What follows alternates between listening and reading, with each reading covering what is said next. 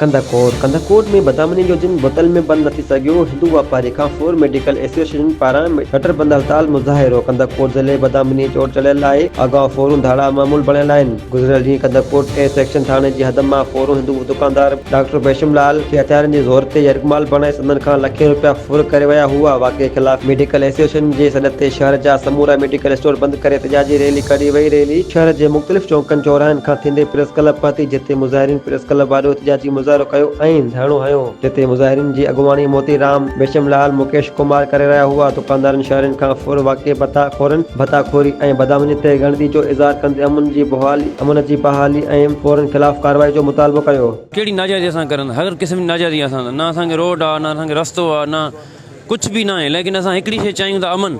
उहो बि असांजो खसियो वियो आहे। छो असांजो कहिड़ो ॾोह आहे? असां हिकिड़ी आला अदरा खे अपील कंदासीं त असांखे महिरबानी करे अमन ॾिनो वञे। असां अमन चाहियूं था, ॿियो कुझु नथा चाहियूं। महिरबानी। 2 सालों से मुसलसल लोग सरापा एहतजाज हैं और उनकी एक ही डिमांड है कि हमें अमन चाहिए, अमन से रहने दो। हमारा इलाका 12.5 लाख आबादी पर मुश्तमिल ये ज़िला है और 72 किलोमीटर एक सड़क है जो कच्चा कहलाती है। और यहाँ अब तो हमें कल पता चला है कि 155 अरब रुपए जो रिलीज़ हुए हैं अमन की मद में, और 155 अरब रुपए के बावजूद अगर यहाँ लोग जीने के लिए तरस रहे हैं, यहाँ मासूम बच्चे अगवा होते हैं, और जो ज़िंदगी बचाने वाले इदारे हैं, मेडिकल स्टोर है, उनसे 4 दफ़ा एक ही साल में अगर वारदात हो। अब ये जो है कंदकोट की 1.5 लाख आबादी जो दवाइयों से महरूम है।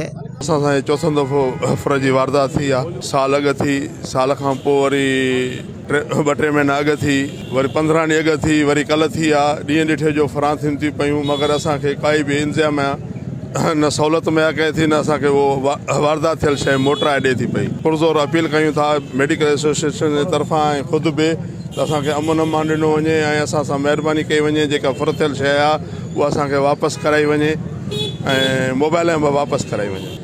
कि फुर जेका आहे असांजी जेका थियल फुर आहे उहा वापसि कई वञे। असां पंहिंजे वस वारनि सां इहा ई अपील कंदासीं, मथे जेके बि आहिनि वज़ीर आला आहे या वज़ीर आज़म सिंध पाकिस्तान आहे, उन्हनि खां असां इहा ई फुर अपील कयूं था त असांखे जेका फुर वापसि कई वञे। महिरबानी करे अमन बि ॾिनो वञे, असांजो रौनकूं बहाल कयूं वञनि।